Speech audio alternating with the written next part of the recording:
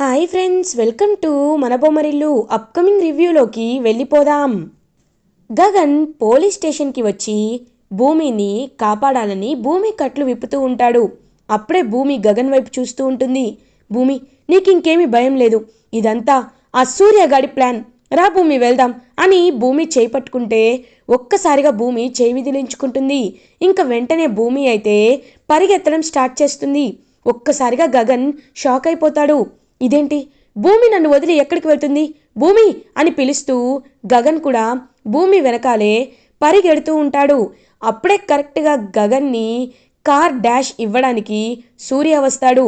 సూర్య గగన్ వైపు చూస్తూ, రేయ్, నువ్వంటే భూమికి అసహ్యం కలిగింది, అందుకే అందుకే నువ్వు కట్లు విప్పినా నిన్ను కనీసం వెనక్కి తిరిగి చూడకుండా పరిగెడుతుంది అని అంటారు. ఒక్కసారిగా గగన్ షాక్ అయిపోతాడు. వెంటనే భూమి వైపు చూస్తూ ఉంటాడు. లేదు, భూమి అలా చేయదు అని అనేసరికి, రేయ్, ఇంకా సేపట్లో భూమి పైకి పోతుంది, ఎందుకంటే భూమికి బాంబ్ ఫిక్స్ చేశా అని చెప్పడంతో ఒక్కసారిగా గగన్ అయితే షాక్ అయిపోతాడు. ఇంకా వెంటనే పాపం భూమి వైపు చూస్తూ ఉంటే భూమి ఏమో చీకట్లో పరిగెడుతూ ఉంటుంది. అప్పటికే ఆ సూర్య ఒక యానిమల్ లాగా ఇంకా భూమిని గగన్ అయితే కొడుతూ ఉంటాడు. గగన్కి ఒక్కసారిగా భూమి లేకపోతే తను ఉండనని, భూమిని ఖచ్చితంగా కాపాడుకోవాలి అనే ఒక దృఢమైన సంకల్పంతో కొడుతున్న సూర్య చెయ్యిని ఒక్కసారిగా ఆపుతాడు. ఆపి సూర్య చెయ్యి మెలి తిప్పి కార్కి గుద్దిస్తాడు. రేయ్ సూర్య, ఇప్పుడు చెప్తున్నాను, భూమి చచ్చిపోతే భూమితో పాటు నేను చస్తాన్రా. భూమి నా భార్య, భూమితోనే కలిసి బ్రతుకుతాను, భూమితోనే కలిసి చస్తాను. కానీ ఒక్కటి మాత్రం నిజం, భూమిని ఒంటరిగా వెళ్ళనివ్వను. ఖచ్చితంగా భూమిని కాపాడుకుంటాను. ఆ బాంబు నీకు సెట్ చేస్తాన్రా అని గట్టిగా సూర్యని తోసేసి ఇంకా పరుగున వెళ్తాడనమాట గగన్. పరిగెడుతున్న భూమిని ఆపి ఇంకా భూమినైతే చూస్తూ ఉంటాడు. వెంటనే ఆ బాంబు పెట్టిన జాకెట్ని తీసేసి దూరంగా విసిరేస్తాడు ఆ భూమి కోసం గగన్. ఇంకా ఒక్కసారిగా భూమి షాక్ అయిపోతుంది.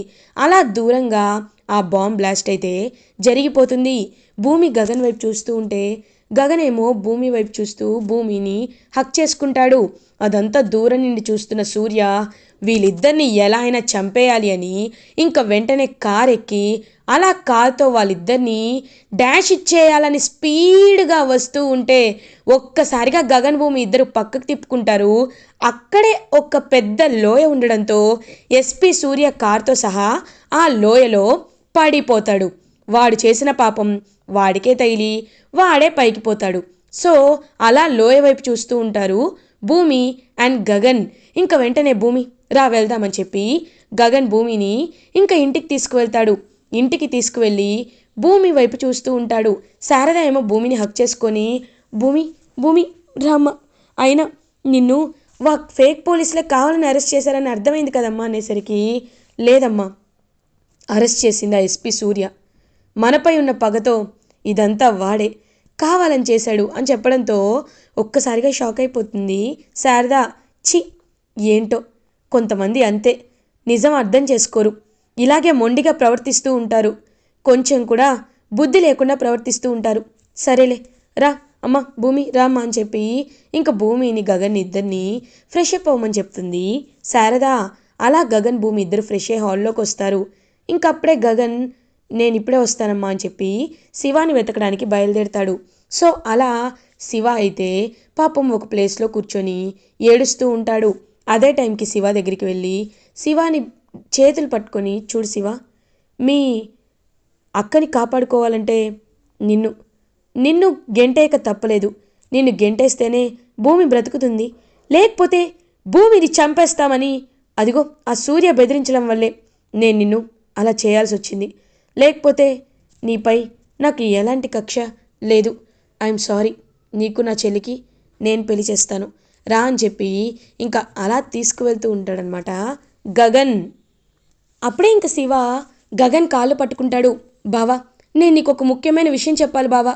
నేను పూరిని ప్రేమించలేదు, నేను ప్రేమించింది బిందుని. బిందునే పెళ్లి చేసుకోవాలనుకున్నాను, బిందుతోనే జీవితం అనుకున్నాను. కానీ పూరి నన్ను ఎలా తప్పుగా అర్థం చేసుకుందో నాకు తెలియదు బావా. ఈ విషయం నీకు ఎప్పటి నుండో చెప్పాలనుకున్నాను, కానీ నువ్వేమంటావోనని భయపడ్డాను. ప్లీజ్ బావా, నన్ను క్షమించు. నేను పూరిని పెళ్లి చేసుకోలేను అని అంటాడు శివ. ఒక్కసారిగా గగన్ అయితే అలా షాక్లో ఉండిపోతాడు. పూరిని గుర్తు చేసుకుంటాడు. శివ, నువ్వు పూరిని ప్రేమించలేదా? బిందు బిందుని ప్రేమించావా అని అంటారు. అవును, నేను ప్రేమించింది బిందుని అని అనేసరికి ఒక్కసారిగా అలా ఉండిపోతాడనమాట గగన్. నేను మీ ఇంట్లో ఉండే అర్హతని కోల్పోయాను బావా. నాకు మీ ఇంట్లో ఉండే అర్హత లేదు. అందుకే అనాథగా వచ్చాను, అనాథగానే వెళ్ళిపోతాను బావా. నా వల్ల నువ్వు అక్కని ఇబ్బంది పెట్టద్దు, బాధ పెట్టద్దు. అక్క మనసు బంగారం. అక్కకు అసలు నా గురించి ఏమీ తెలీదు. నేను నీకు తప్ప ఈ విషయాన్ని అక్కకు కూడా చెప్పలేదు బావా. కాబట్టి నా వల్ల నువ్వు అక్కని ఇబ్బంది పెడితే నేను వెళ్ళిపోతాను. నువ్వు అక్క సంతోషంగా ఉండండి. పూరికి సారీ చెప్పానని చెప్పండి అని అంటాడు శివ. ఇంక వెంటనే శివ కన్నీళ్ళు తుడుస్తాడు. అలా గగన్, లేదు శివ, ప్రేమ అనేది తప్పు కాదు, కానీ ఎక్కడో మిస్కమ్యూనికేట్ అయింది. ఆ విషయం నాకు అర్థమవుతుంది. ఇలాంటి గొడవలు చాలా నాకు భూమికి మధ్యలో వచ్చాయి. సరే, నువ్వు ముందైతే ఇంటికి రా. కేవలం నువ్వు నా చెల్లెల్ని పెళ్లి చేసుకుంటేనే ఈ ఇంట్లో ఉంటావు అనే కండిషన్ నేను నీకు పెట్టను. ఎందుకంటే నేను నిన్ను మనస్ఫూర్తిగా ఇంటికి పిలిచాను కాబట్టి.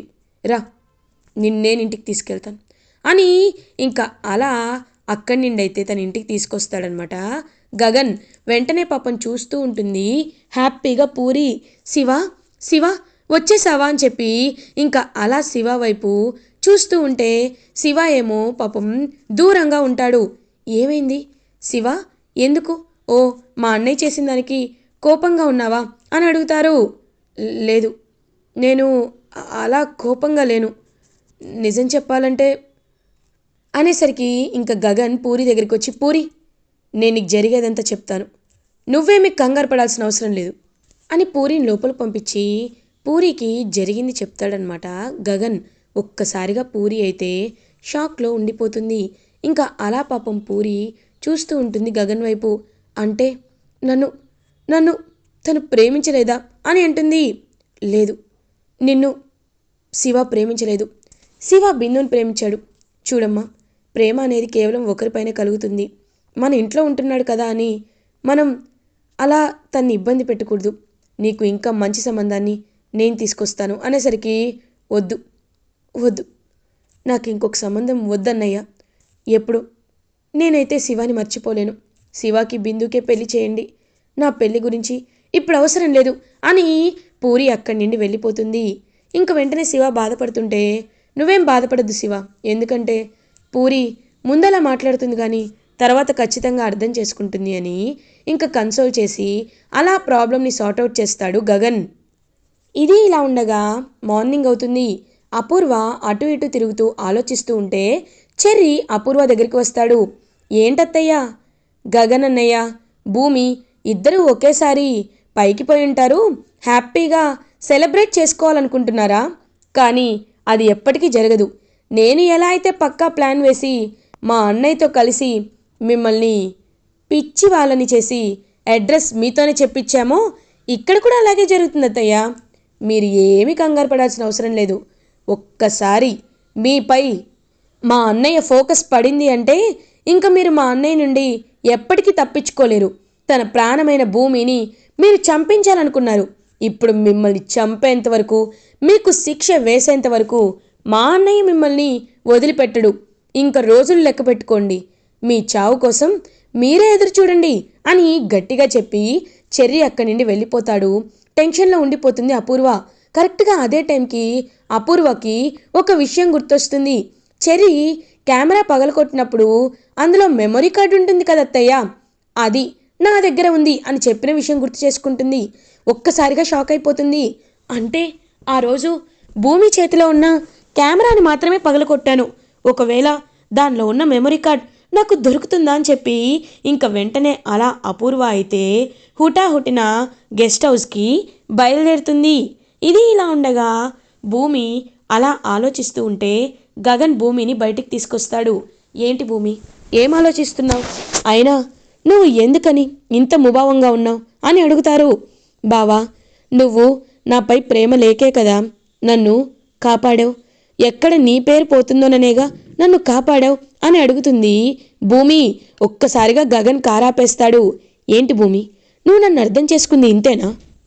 నా కళ్ళల్లో నీకు నాపై ప్రేమ కనిపించడం లేదా? నేను ఏం చేసినా అది కేవలం నువ్వు కండిషన్ నీ తమ్ముడి పెళ్లి కోసమే అనుకుంటున్నావు, కానీ నా గుండె లోపల నుండి నీపై ఉన్న ప్రేమని ఎవరు తీసేయలేరు.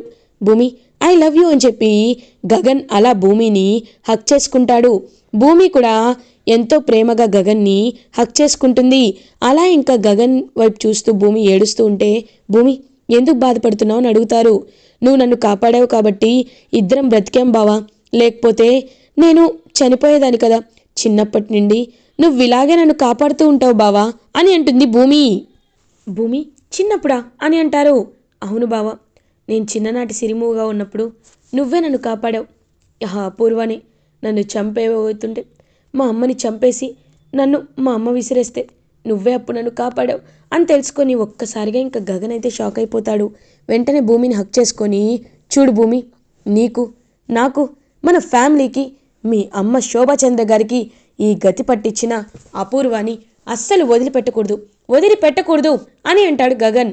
ఖచ్చితంగా బావా, తన హత్య విషయం సాక్ష్యం ఒకే ఒక కెమెరాలో ఉండాలి, కానీ ఆ కెమెరాని కూడా ఆ అపూర్వ పగల కొట్టేసింది అని చెప్పడంతో, లేదు భూమి, వాటికి సంబంధించిన ఏదో ఒక క్లూ అనేది ఖచ్చితంగా గెస్ట్ హౌస్లో ఉంటుంది, కాబట్టి మనం ఆ గెస్ట్ హౌస్కి వెళ్దామని చెప్పి ఇంకా అలా భూమి గగన్ ఇద్దరూ ఆ గెస్ట్ హౌస్కి రీచ్ అవుతారు.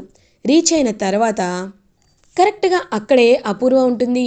అపూర్వని చూసి ఒక్కసారిగా భూమి గగన్ షాక్ అయితే, అపూర్వ ఏమో భూమి వైపు చూస్తూ ఎందుకు వచ్చావు ఇక్కడికి అని అడుగుతుంది. నువ్వెందుకు వచ్చావు అని అడుగుతుంది భూమి. ఇది నా గెస్ట్ హౌస్, నా ఇష్టం, నీకెందుకు? అయినా నేను ఏం చేస్తానో తెలుసా అని చెప్పి భూమిని కొట్టబోతుంటే ఒక్కసారిగా ఒక చెయ్యి అడ్డుకుంటుంది. ఎవరా అని చూసేసరికి అక్కడ గగన్ ఉంటాడు. గగన్ని చూసి గడగడ వణికిపోతూ ఉంటుంది భూమి.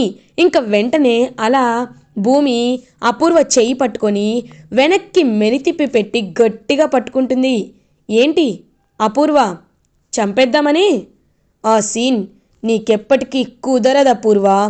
భూమి, నేను గన్ గురి పెడతాను, నువ్వెళ్ళి వెతుకు అని అంటాడు. ఇంకా అలా భూమి వైపే గన్ గురిపెట్టి ఉండేసరికి ఇంకా వెతుకుతూ ఉంటాడనమాట గగన్. వెతికేసరికి ఇంకా సోఫా కింద ఆ మెమొరీ కార్డ్ అయితే పడిపోయి ఉంటుంది. సో మెమొరీ కార్డ్ని తీసుకుంటారు. ఇందులో ఈ అపూర్వ చరిత్రంతా ఉంటుంది భూమి, పద వెళ్దాం అని అపూర్వని అక్కడిని గట్టిగా తోసేసి ఇంకా అలా భూమి గగన్ ఇద్దరూ వెళ్ళిపోతారు. అది ల్యాపీలో వేసుకొని ఇన్సర్ట్ చేసి చూసేసరికి అందులో క్లియర్గా శోభాచంద్రని చంపింది అపూర్వనేననే ఒక అతిపెద్ద సాక్ష్యం ఉంటుంది. ఈ సాక్ష్యాన్ని కోర్ట్కి సబ్మిట్ చేస్తారు భూమి అండ్ గగన్. ఇంకా సబ్మిట్ చేసేసరికి కృష్ణప్రసాదే శోభాచంద్ర గారిని చంపారు అనే నింద అబద్ధమని క్లియర్గా చంపింది ఎవరో కాదు. కోర్టులో జడ్జి అయితే డిగ్రీ పాస్ చేస్తారు. కృష్ణప్రసాద్ని నేరస్తుడిగా పరిగణించట్లేదని, అండ్ అది మాత్రమే కాదు, అపూర్వని అరెస్ట్ చేసి కఠిన కారాగార శిక్ష వేయాలి అని ఇంక చెప్పేసరికి అలా శరత్చంద్ర అపూర్వ వైపు చూస్తూ చాలా ఇరిటేటింగ్గా ఫీల్ అవుతాడు. అపూర్వని పోలీసులు అరెస్ట్ చేసి తీసుకువెళ్తూ ఉంటే భూమి ఎంతో హ్యాపీగా ఫీల్ అవుతుంది. ఇలా ఎపిసోడ్ ఎండ్ అవుతుంది. ఫర్దర్ ఎపిసోడ్ రివ్యూస్ ముందుగా మీకు కావాలి అనుకుంటే మా ఛానల్ని సబ్స్క్రైబ్ చేసుకోండి. Thanks for watching.